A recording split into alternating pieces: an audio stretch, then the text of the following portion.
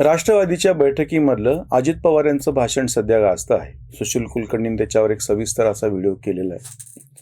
एक दुसरा मुद्दा त्याच्यातला मी तुमच्यासमोर मांडतो. प्रत्यक्ष त्या ठिकाणी मंचावरती शरद पवार बसले होते, राष्ट्रवादीचे सर्वेसर्वा. त्यांच्या समोर जेव्हा तुम्ही असा मुद्दा मांडताय की राष्ट्रवादीने स्वतःच्या जीवावरती राज्यामध्ये सत्ता कशी मिळवायला पाहिजे, आपल्यापेक्षा लहान वयाचे असलेले नेते त्यांनी कशी सत्ता वेगवेगळ्या राज्यामध्ये मिळवली, तेलंगणा असो, आंध्र प्रदेश असो, पश्चिम बंगालच्या ममता बॅनर्जींनी त्यांच्या जीवावर सत्ता कशी मिळवली, म्हणजे स्पष्ट बहुमत त्या प्रादेशिक पक्षांनी मिळवलं आणि ते स्वतः मुख्यमंत्री झाले.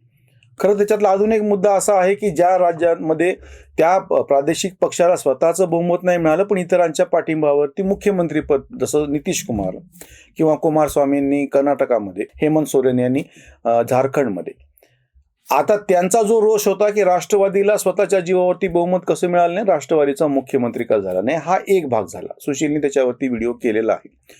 आता दुसरा भाग नेमका अशा वेळ होतो की शरद पवार मंचावरती बसून गुपचूप होते. आता जर राष्ट्रवादी स्वतःच्या जीवावर लढणार आहे, राष्ट्रवादी स्वतःचं बहुमत मिळवणार आहे, राष्ट्रवादीचा स्वतःचा मुख्यमंत्री होणार आहे, हे सगळं खरं आहे त्यांच्या पातळीवरती. अरे मग महाविकासचं काय, महाविकास आघाडीचं काय? आम्ही जेव्हा शीर्षक देताना गळ्याला नख लावला असा शब्द वापरला, त्याचा फार चांगला खुलासा भाऊ तोरसेकरनी मागे एकदा व्हिडिओमध्ये केला होता. गळ्याला नख कोण लावतं? गळ्याला नख घरचीच माणसं किंवा ती दाई लावते. जे मूल जन्मलेलं आहे ते कुठल्या कारणात, जुनी पद्धती आहे अर्थात, किंवा मुलगी नकोशी असेल तर तिची नाळ म्हणजे तोडतानाच तिचा पण कसा मृत्यू होईल, म्हणजे तिचा गळा गुदमरून ती कशी मरेल अशी व्यवस्था केली जायची. मूल मेलेलं जन्मले म्हणून सांगितले जायचं. गळ्याला नख लावणे ही संकल्पना घरातल्याच माणसांकडून केली जाते, बाहेरच्यांकडून नाही. आता आमचा मुद्दा असा आहे की जेव्हा अजित पवार असं म्हणत होते महाविकास आघाडीचं सगळं बाजूला ठेवून की राष्ट्रवादीने स्वतःच्या जीवावरती कशी सत्ता मिळवावी, हे बरोबर आहे. अडचण आता अशी आहे की मग त्या ठिकाणी बसलेले तुमचे सर्वात ज्येष्ठ नेते, तुमच्या पक्षाचे अध्यक्ष ज्यांनी राजीनाम्याचं नाटक केलं, राजीनामा वापस घेतला परत, त्यांच्याच डोक्यातून महाविकास आघाडीचं पिल्लू जन्मलेलं आलेलं आहे. काँग्रेसवाले तयार नव्हते, जे काय उशीर झाला सोनिया गांधीची परवानगी मिळण्यातच उशीर झाला. राष्ट्रवादीवाले आधीपासून तयार होते, सिल्वर ओक बैठका होत होत्या, संजय राऊत सिल्वर ओकचे उंबरठे झिजवत होते. शरद पवार मातोश्रीवर गेलेले नव्हते. शरद पवार हे महाविकास आघाडीचे जनक आहेत. त्यांच्याच मांडीवर बसून जातीवादी असलेली, धर्मद्वेष्टी असलेली शिवसेना गोमूत्र शिंपडून पवित्र अशी सेक्युलर करण्यात आली आणि मग त्यांचा शपथविधी झाला. मी नाही म्हणत होतो पण पवारांनी मला आग्रह केला, त्याच्यामुळे मला मुख्यमंत्री व्हावं लागलं, हे वाक्य उद्धव ठाकरेंचं. मग आता जर राष्ट्रवादीला स्वतःच्या जीवावरती सत्ता प्राप्त करण्याचे आणि मुख्यमंत्री पदाचे स्वप्न पडलं असतील तर अशा प्रसंगी मवियाचं काय? आपण काँग्रेसचं समजू शकतो की काँग्रेसचा आधीपासून विरोध होता, काँग्रेसवाले याच्यात येण्यात उत्सुक नव्हते. विशेषतः सोनिया गांधी आणि राहुल गांधी म्हणजे दिल्लीचे पक्षश्रेष्ठी हे यांच्या विरोधात होते. यापूर्वी पण पृथ्वीराज चव्हाण ज्यांनी दिल्लीचा मुख्यमंत्री म्हणून इथे येऊन काम केलं, ते काय मास लीडर नव्हते, पण ते शरद पवार विरोधी लॉबीतले म्हणून ओळखले जातात. अगदी आता सुद्धा त्यांनी उद्धव ठाकरेंनी राजीनामा देण्यात कशी चूक केली बोलणारा पहिला काँग्रेसी नेता म्हणजे पृथ्वीराज चव्हाण आहे. यात पृथ्वीराज चव्हाण सरकारचा पाठिंबा अगदी शेवटच्या महिन्या 2 महिन्यासाठी राष्ट्रवादीने काढून घेतला होता. राज्यात निवडणुकीच्या पार्श्वभूमीवरती राष्ट्रपती राजवट लावावी लागली होती. हे सगळं प्रकरण घडलेलं असताना त्याच्यामुळे काँग्रेसवाले महाविकास आघाडीत उत्सुक नव्हते, हे सगळ्यांना माहिती आहे. शिवसेनेचा प्रश्न राहिला तर शिवसेनेची कशी छकल उडाली, शिवसेनेमध्ये कशी मतभेद होती, हे सगळं समोर आलेले.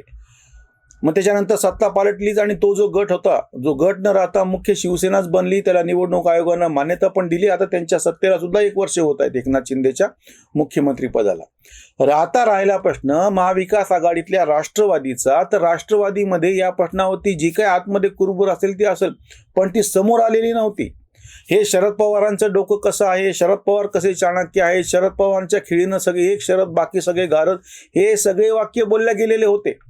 म्हणजे महाविकास आघाडी हे तुमचं ब्रेन चाइल्ड आहे, त्यासाठी तुमच्याकडे सिल्वर ओकला सगळ्यांनी चक्रा मारलेल्या होत्या. आणि आता तुमच्या समोर पक्षाच्या बैठकीमध्ये अजित पवार जेव्हा स्वतःच्या जीवावरती निवडणुका लढवणे, बहुमत प्राप्त करणे, मुख्यमंत्रीपद प्राप्त करणे जेव्हा सांगतात, तेव्हा तुम्ही स्वतः जन्माला घातलेल्या महाविकास आघाडीचं काय? म्हणजे तुम्ही जर त्याचं दायित्व करत असाल दाई बनलेला असाल, तुम्ही जन्माला घातली असेल महाविकास आघाडी, तर त्या महाविकास आघाडीला नख लावायचं काम कोण करतंय? तुम्हीच करताय ना, तुमचाच पक्ष करतोय ना. वज्रमूठ सभा असो किंवा तुम्ही त्या काळातली सगळी भाषणं बघा, महाविकास आघाडीच्या सत्तेच्या काळातली, त्या स्थापनेच्या वेळेस सुप्रिया सुळे आणि आदित्य पवार दारामध्ये जसे घरचं कार्य असल्यासारखे उभे होते सगळ्या आमदारांचं स्वागत करत. तुम्ही त्या काळामधली वक्तव्य अशी होती की 25 वर्ष आघाडी कशी टिकणार आहे, हे वारंवार सांगितलं गेलेलं होतं. आणि आता सत्ता जाऊन 1 वर्ष झालं नाही तर त्यांच्याकडे तर फुटलाचे पक्ष पूर्ण काँग्रेसवाले अलिप्त आहेत त्यांच्या पातळीवरती. संजय राऊत आणि नाना पटोले यांच्यातलं काय वागयुद्ध झालं आम्ही मागे व्हिडिओ केलेले आहेत. राष्ट्रवादीच्या अंतर्गत जी काय धुसफूस असेल ती होती, पण प्रत्यक्षामध्ये बाहेर हा विषय आलेला नव्हता. आता आज पहिल्यांदा अतिशय स्पष्टपणे ठामठोकपणे आपला पक्षच आपण बळकट केला पाहिजे, इतरांच्या नादाला न लागता, हे अजित पवार शरद पवारांच्या उपस्थितीत सांगतायत. आश्चर्याची गोष्ट ही की 1999ला स्वतंत्रपणे बंडखोरी केली, बाहेर पडलात, पक्ष काढला राष्ट्रवादी काँग्रेस, 1999ची निवडणूक लढवली लोकसभा आणि राज्यसभा, ती झाल्याच्या नंतर काँग्रेस बरोबर सत्तेसाठी तडजोड केली, ही एक वेळ ठीक आहे. पण 2004ला काँग्रेस बरोबर निवडणुका का लढवल्या? आघाडीचं सरकार सत्तेवर होतं हे ठीक आहे, हे प्रयोग भाजपनी केलेला होता. भाजप आणि शिवसेना युती असताना सुद्धा 2014ला युती तोडली. ती तोडल्याच्या नंतर स्वतंत्र निवडणुका लढवून 122 आमदार निवडून आणून दाखवले. नंतर परत सत्तेसाठी शिवसेनेशी तडजोड केली. मग आता अजित पवारांचा जो मुद्दा आहे तो इथंच लागू पडतो. 2004ला आघाडीचं सरकार सत्तेवरती होतं, ते सरकारचा कालावधी संपल्याच्या नंतर स्वतंत्रपणे निवडणुका लढवायच्या, जास्त जागा निवडून आणायच्या आणि नंतर मग सत्तेसाठी तडजोड करायची. पण तुम्ही सत्तेच्या नावाखाली म्हणून लाचारी पत्करलीत. म्हणजे एक मुख्यमंत्री पद त्यांना दिलं कारण की बाकीचे मंत्रिपद आपल्याला मिळावेत म्हणून. याचा परिणाम झाला की पक्ष वाढला नाही. अजित पवारांच्या सांगण्याचं तात्पर्य हे निघतं आहे की ह्या निमित्तानं आपण ज्या तडजोडी केल्या त्या मग काँग्रेस बरोबर असो किंवा आता महाविकास आघाडी असो, निवडणूक पूर्व युती असो, निवडणुकीच्या नंतरची असो, वाटेल ते करून सत्ता प्राप्त केल्याच्या नंतर त्याचा उपयोग आपल्या पक्षाच्या वाढीसाठी व्हायला हवा होता. वाटेल ते करून सत्ता मिळाली, मंत्रिपद मिळालीत, पण पक्ष वाढू शकला नाही, आमदारांची संख्या वाढू शकली नाही. 2004ला 71 आमदार असताना सुद्धा मुख्यमंत्री पद मागता आलं नाही किंवा मागितलं तर काँग्रेसवाल्यांनी दिलं नाही. किंवा काँग्रेस राष्ट्रवादीचा अंतर्गत संघर्ष असा आहे की तेव्हा छगन भुजबळ हे ओबीसी नेते उपमुख्यमंत्री होते आणि जर राष्ट्रवादी काँग्रेसला काय म्हणता येईल तुम्हाला की बहुमत म्हणजे आमदार जास्त आहेत म्हणून मुख्यमंत्री पद द्यायचं म्हटलं तर ते छगन भुजबळांना द्यावं लागलं असतं. मग राष्ट्रवादीतल्या बहुतांश मराठा आमदारांना ओबीसी नेता मुख्यमंत्री म्हणून चालला असता.